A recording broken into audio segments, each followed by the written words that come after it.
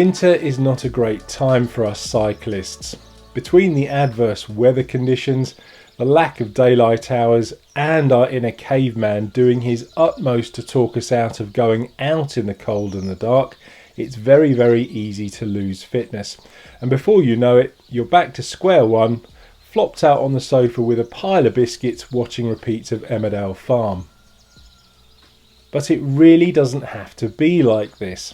It takes a surprisingly small amount of effort to maintain your fitness over winter, or at least slow down that inevitable journey towards binge watching daytime soaps.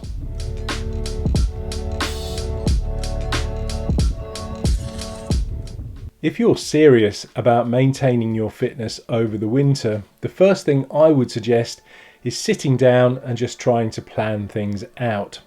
So have a think about the riding that you were doing over the summer. Now obviously that was going to be very different. Those rides were all about improving your speed, your strength and your stamina, and were going to be quite hard.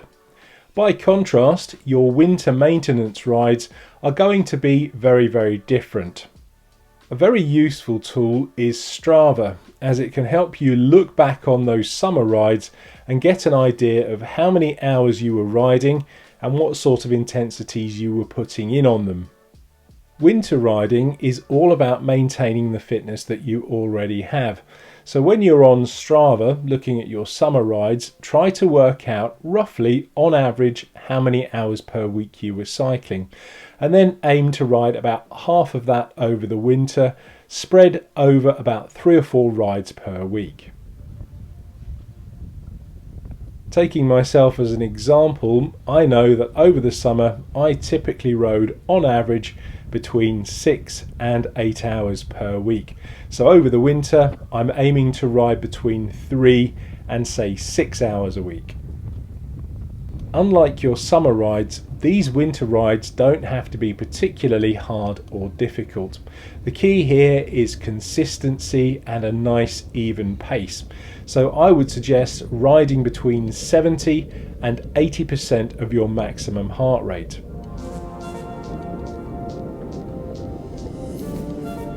Now this is where your cycling computer can be your greatest ally, because you can set the display to show that metric. And as soon as you start heading towards 80% of your maximum heart rate, you know it's time to start easing off.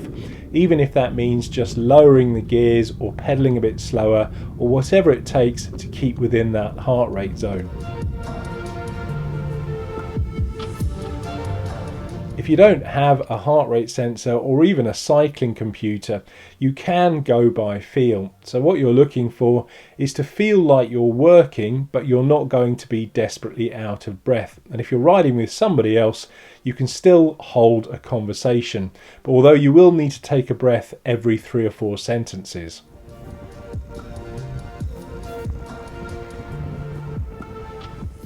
Another thing you can do is ride in lower gears. Now back in the day, old school cyclists used to use the trick of only using their front chain rings during the winter off season. And what this did was increase their cadence and improve their cardiovascular fitness, which ultimately is what you're trying to do over the winter.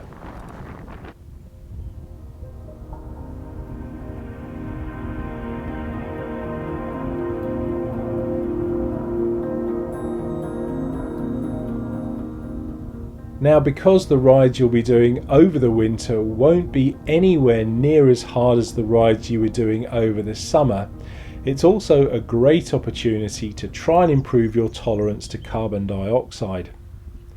If you don't know what I'm on about, I made a film explaining this in much more detail earlier on, and I'll leave a link in the description below. But basically, if you have a low tolerance to carbon dioxide, you're not taking in quite as much oxygen as you should. And if you're not taking in as much oxygen, that's not getting through to the muscles, and you're not cycling as efficiently as you could. The way to improve your tolerance to carbon dioxide is actually fairly simple and straightforward. While you're out and about on the bike doing your easier rides, simply try and breathe through your nose as much as you possibly can, and that way the tolerance will build up.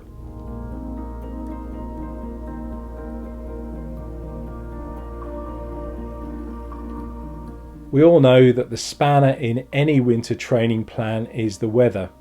At some point it will get too wet, too cold and too icy to go out on the road safely, in which case you'll need to rely on your trusty turbo trainer. Now the danger here using apps like Zwift and KinoMap is the temptation to ride a bit too hard.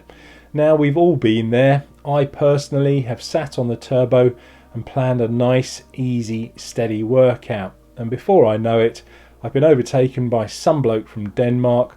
I chase him down, my heart rate goes through the roof, and I'm in the red for 40 minutes, and that's the last thing that I want to do. There's no doubt that turbo trainers are a fantastic training aid, but use them with caution.